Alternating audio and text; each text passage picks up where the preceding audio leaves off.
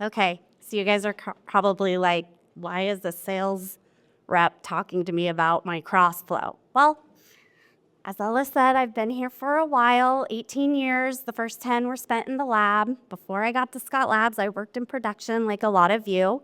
And in those first 10 years, our lab was stationed right next door to our iconic equipment department and our technicians. And so I got to hear a lot of things they were dealing with. They would bring me a lot of issues they were dealing with, and together we would troubleshoot them. So that's why I'm talking to you. Also, I'm very passionate about filtration.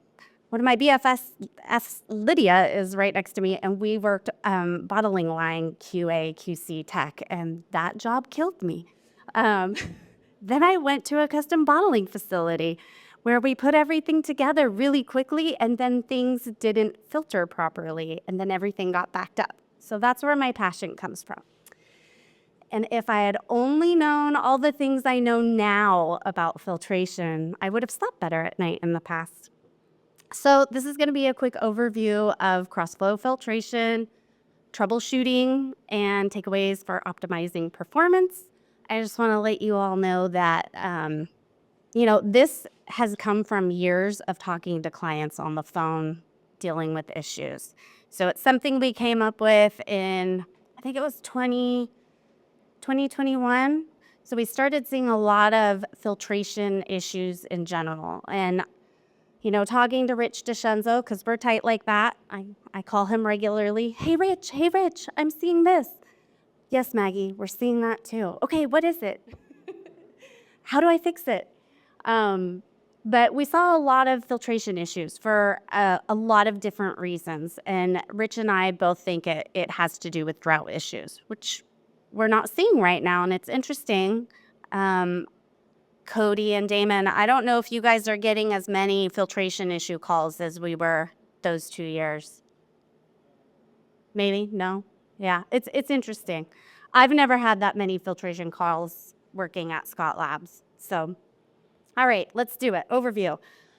A lot of things I'm going to say have already been said. Everybody else before me did the heavy lifting. So crossflow filtration versus dead end filtration. Remember, crossflow is tangential flow. Tangential flow cleans the surface of your membrane while it filters. This is what's great about it because we can keep reusing our membranes. When you're doing dead end filtration, it acts like a sponge and eventually you completely foul those membranes and they don't clean the wine anymore. And so you have to throw them out. That's why we love crossflow, because we are not throwing media down the drain. But there is a caveat. You must love your membranes. Keep that in mind. That's kind of the goal of my talk. Love, take care of your membranes. All right, so here at Scott Labs, what I'm used to dealing with is the hollow fiber crossflow membranes.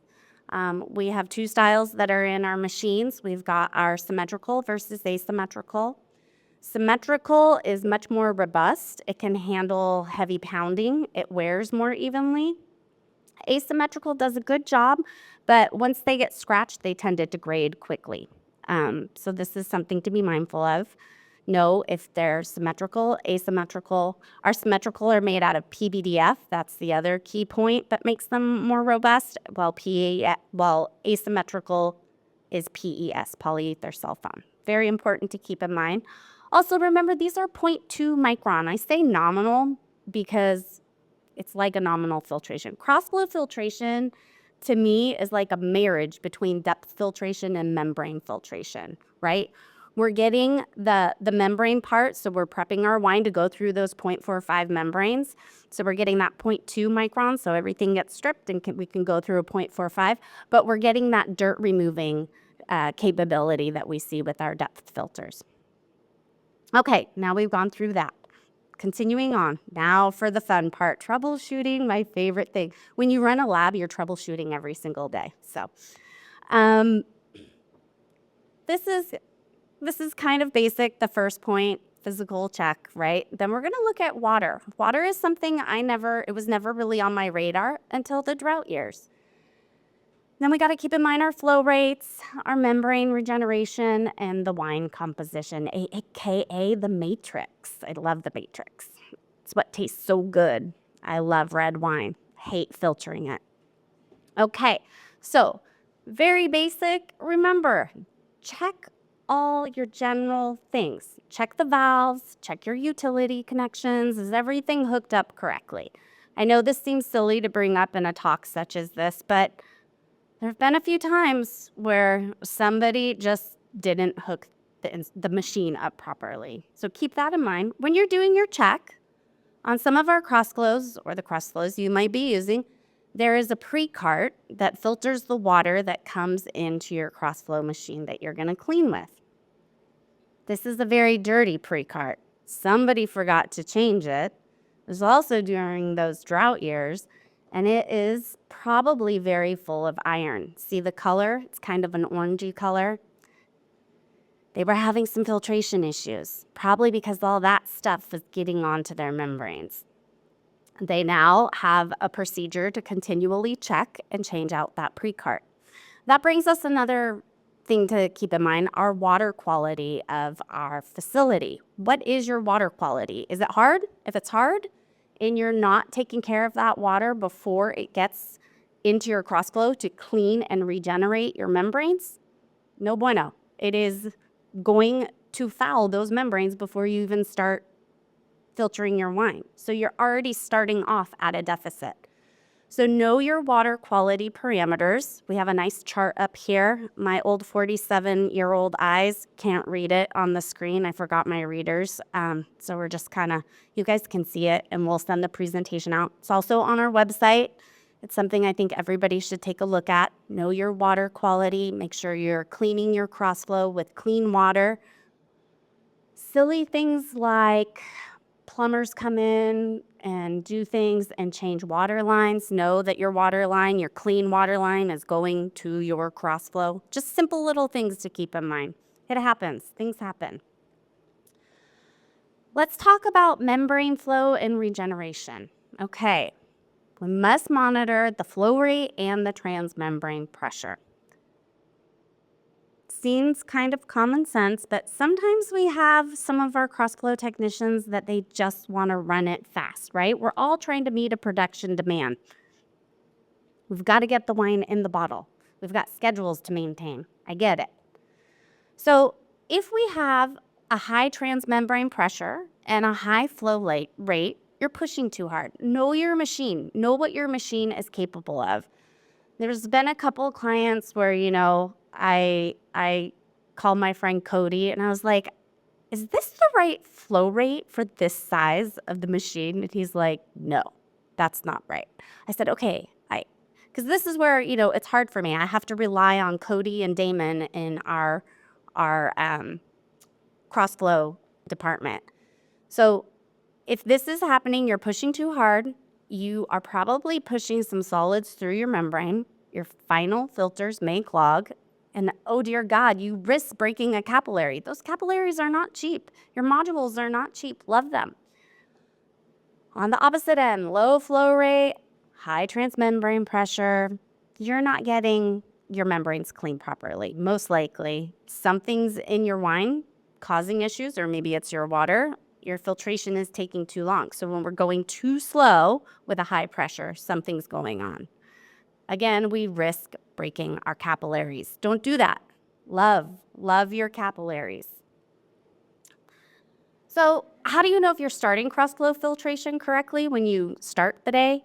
You're going to look at, it depends on what your machine is. We call it, a general term is percent regeneration. What happens is your Crossflow goes through a cleaning cycle, and then it spits out a number, and it's the percent regeneration of your membranes, or how well have you cleaned your membranes.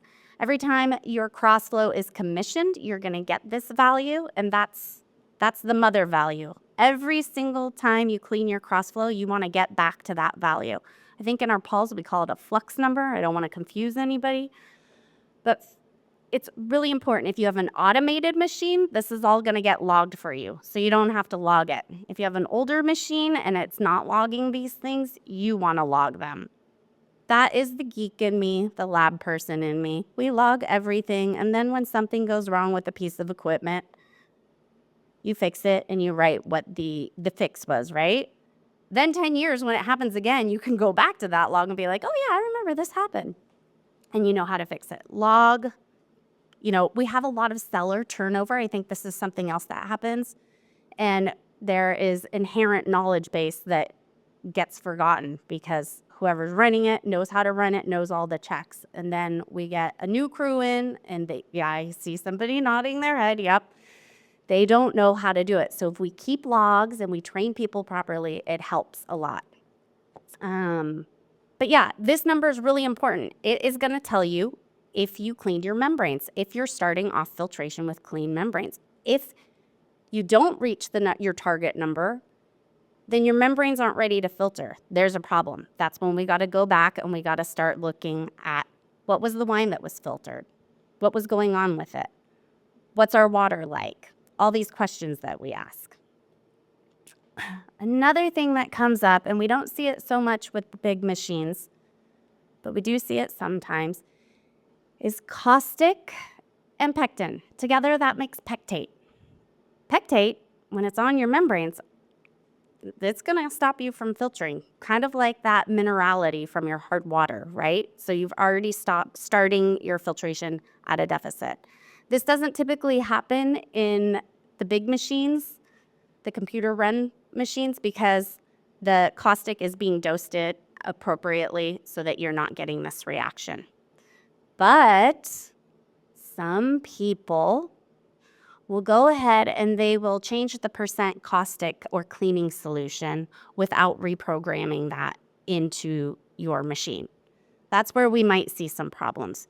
So pay attention to what your program is on the machine, right? It comes this way for a reason. If you want to go outside those parameters, talk to your representative, and then whatever you do in the cellar needs to be changed in the machine so this doesn't happen. Does that make sense? Okay, good. Okay, so that's another issue we've run into. We're going to talk about specialty cleaning cycles. We're going to talk about pectin. You guys all heard about pectin from Lee, right? Woo, my favorite subject because it leads to so many problems. We have a cleaning protocol that's up on the website that I highly recommend you take a look at and implement in your cellar. It will save you a lot of time and headache. And then if pectin cleaning isn't working in regenerating your membranes, then we have more aggressive cleaning procedures, and you can contact your manufacturer for those. There's a peroxide one. Ooh, I don't know about it. That's kept under lock and key. All right, so what's in the wine matrix that is causing all the problems? So many things. Yeah, this is me. This is me on my 20th phone call of the day, trying to help somebody figure out what's going on with their filtration. All right, so we've got microbes. Microbes tend to lead to colloids. We have colloids. Colloids we add, colloids that are naturally occurring, and we have residual fighting agents in solids. We already did this, colloids. Thank you, Lee. Thank you. I don't have to talk too much about colloids. I love them and I hate them at the same time, right? I love a good big tannic red wine. Don't like to filter it. I tend to kind of just be very general about colloids. Here they are, 2 to 100 nanometers in diameter. They're unstable. They're neither in true solution or suspension. They're positively or negatively charged. They attract, they repel. They're basically everything, right? I love getting the ETS report. Oh, it's heavily colloidal. This was before I got to know Rich. I'm like, what does that mean? What does that mean? Have any of you had that report? No, maybe they stopped doing it because I complained. Oh, I see some heads. Yeah. Heavily colloidal. What does that mean? It means everything. Okay, here's a colloid. Glucan, the stickier polysaccharide. I hate them with a passion because they get overlooked and they are, in certain vintages, a big problem. So glucans, we've seen the slide. Those are ugly. You're not getting through that. So if you have this in your wine, you are going to have a problem with any type of filtration. They come from botrytis, as Lee already said, and our friend Pediococcus. Pediococcus is not our friend. Botrytis sometimes in certain wines I can get behind, but I digress. So how did we figure out this glucan problem and Pediococcus? So like I said, the year 2021, I had about 4 wines come in to Scott Labs that were having filtration problems. They all had a very similar chemistry. They all had pediococcus. And I was like, what is going on? So our lovely friend Nicola, PhD in wine microbiology, was like, Maggie, I can't do her accent, pediococcus, gluten. And I was like, oh, yeah, I remember that from micro.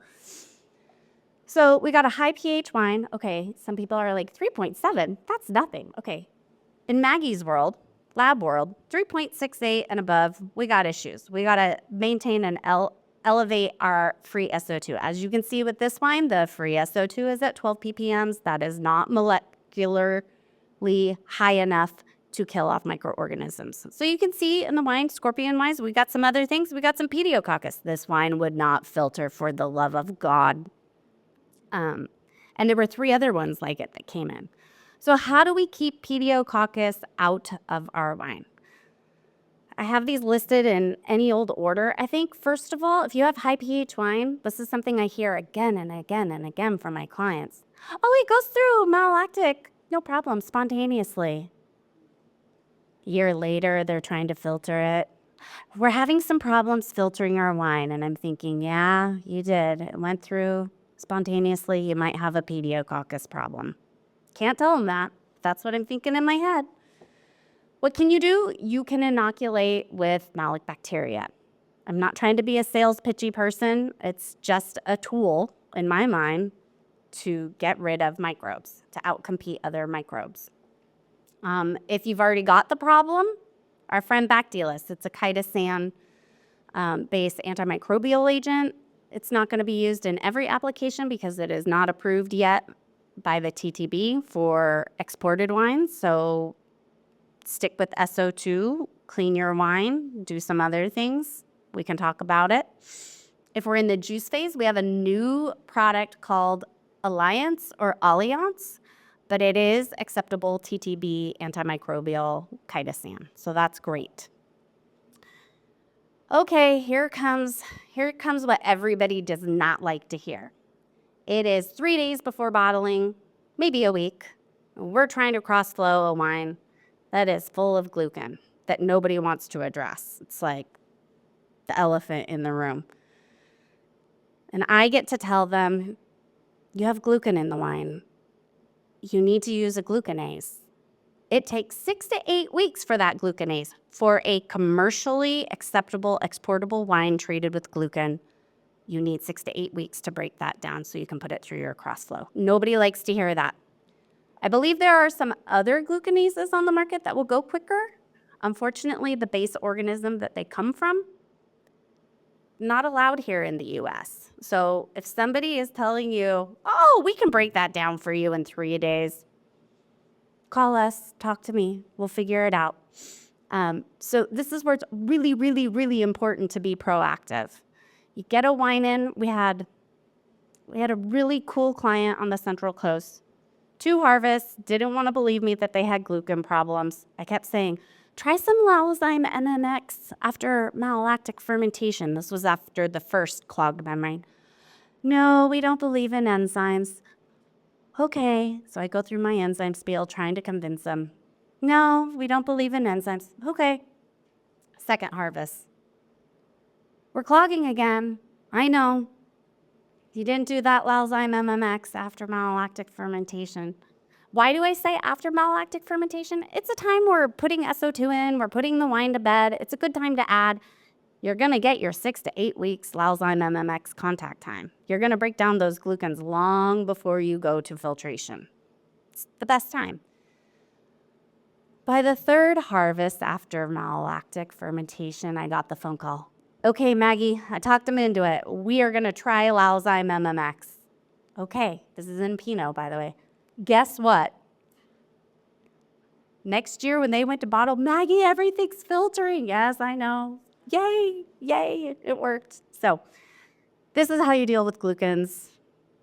It's a multi-pronged approach. Knowing you have them is half the battle. Not knowing you're going to get stopped at filtration. That's where everything's just going to die.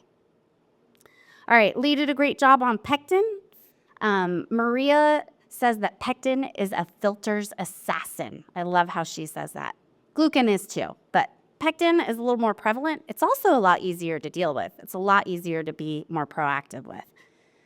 You keep talking to me here, but you keep hearing me talk about enzymes. I love them. They are so easy. You don't have to mix up bentonite. Bentonite's for protein stability, but I'm talking for clarity. You just mix them with a little water and throw them in the tank. They go through and they chew up all the pectin. Everything settles out really nicely. I don't know why we're so adverse to them, but they would make everybody's life so much easier if you were to use them, especially for filtration. So enzymes, when you treat a wine with an enzyme, you clear it up. That makes your fining agent more active in the wine, right? It can actually target and work on what it's supposed to target instead of all the junk that it's trying to work against. And it makes filtration a lot easier. Picture's worth 1,000 words. Which would you rather put through your Crossflow? Would you rather put the control on it? No. Why? Why do you want to do that to your membranes? This was a heavily pectin pear cider, Asian pear cider. And this is our first one. It's Pec 5L and HC, and it does just as good as a gelatin. The client really wanted me to do an isinglass trial, and I tried to explain to them that's not going to work. The charge potential is not high enough on that. But we do as our clients ask. And then I send them the picture. He went with the enzyme. He had no filtration problems, by the way. Okay, suspended solids. This is Maria's, right? So here we go. High levels, greater than 1% is going to slow your crossflow filtration rates. Cody, do you remember that time we did that Blanco bent trial? Do you remember what the NTUs were? They were really high, like above 500? Yeah. So depending upon what is creating high NTUs, you may be able to cross-flow filter it, or you may not. But greater than 1, generally, you're going to have a problem. So do a percent solid if you have that capability in the lab. If you have a lab, if you are working with the lab, just find out. Then you can check that off your box. Okay. If you're making ads with things that are going to increase your high percent solids, remember to rack. I know you got to find another tank to rack into. I get it, but we always have people who want to skip that step, and I get it because that means we have to wash another tank. That means we have to dirty another tank. That takes time in the cellar, and they want a crossflow filter right off. If you've got a good crossflow technician and things settled out nicely, you can probably get away with it. If not, you'll call us and we'll have to help you clean your crossflow. There it is. I'm just going to be blunt about it. So bentonite, everybody is like, oh, bentonite, it's a scary thing. It's so scary with our crossflow. Yes. Industry standard bentonite is very scary for your crossflow. It will scratch your membranes will foul, they will be dead, they will not work well, so do not put regular bentonite through your crossflow. However, there are some bentonites on the market that are crossflow safe. You can see on the left, that lovely lighter colored one, it's like baking powder, no sand grit. That's our Blanco bent, and it can go through your crossflow. We went out to a client who was trying it for the first time, and I think they did an 8-pound, 6-pound per 1,000-gallon ad, and I was stressed. I was like, okay, we're selling this bentonite. Is it gonna go through? Yep, like a champ. And it was a really old crossflow. This client is my crossflow poster child. They keep their crossflow so clean. They pay attention to their regeneration numbers. They don't put anything into their crossflow that shouldn't go through. They love their crossflow, and they just bought another one. They keep using it.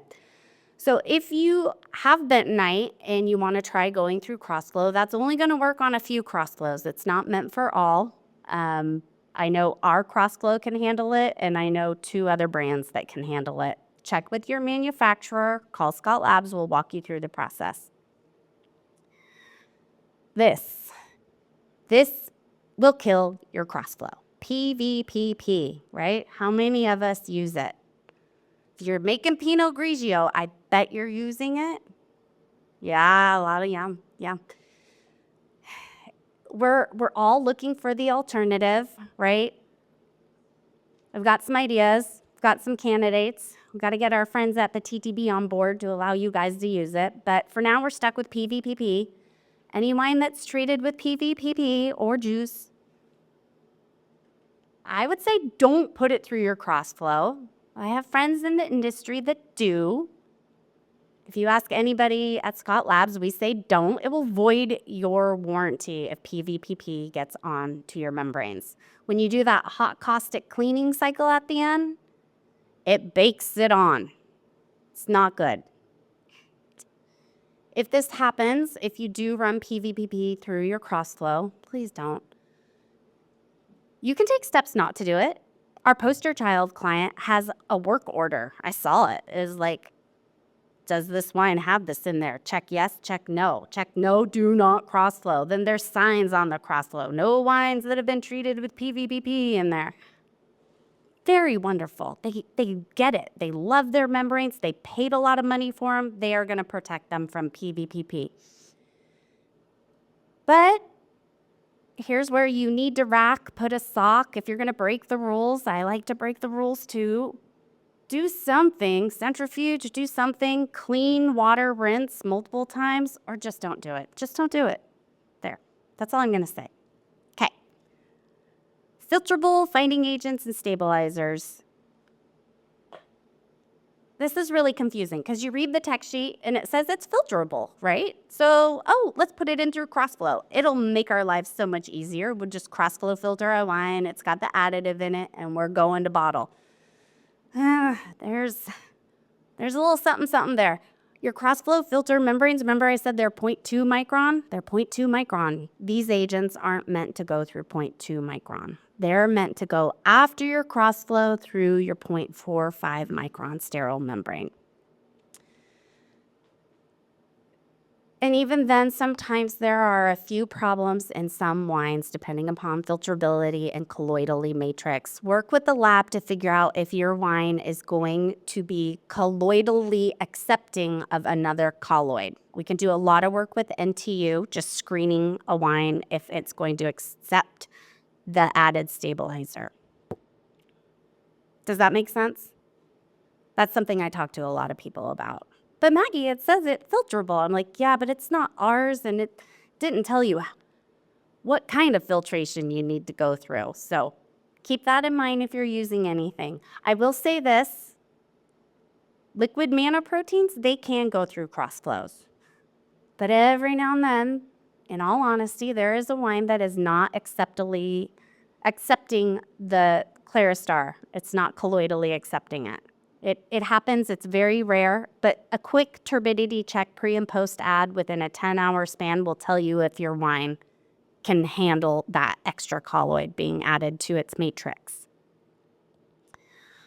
Okay, takeaways. Are you guys tired? I'm tired and I'm hungry. Are you guys hungry? Yeah, yes, you look tired and hungry. Okay, let's do this. Takeaways, let's be done. Okay, you guys have been hammered about colloids. No pectins, no glucans. You're not going to put those through a Crossflow happily, or not at all. No PVPP, no bentonite, unless it's something like Blanco bent. No sand grit, fine as baking flour, so pretty. And then we just touched on what was filterable or not. Yeah? Okay.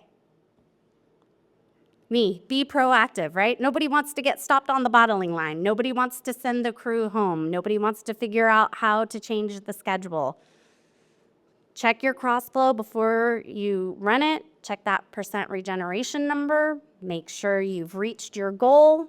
Remember, enzymes might be your key, especially if they extend filterability like we saw in Lee's trial. I always suspected it, but it was great to have a real production trial done and actually see my thought process actually come to fruition. So if you're one of those places that I've worked at where you get wine in on Monday and it was Crossflow filtered on Friday, if it was enzyme treated, you might have extended that Crossflow filtered wine's filterability for a few more days outside of that 24-hour to 48 periods. Some people say 72 hours. I'm a 24 to 48 hour person when it comes to Crossflow and final filtration. You might be able to extend it. Do some trials. Okay, this is, again, now we're going through the whole thing.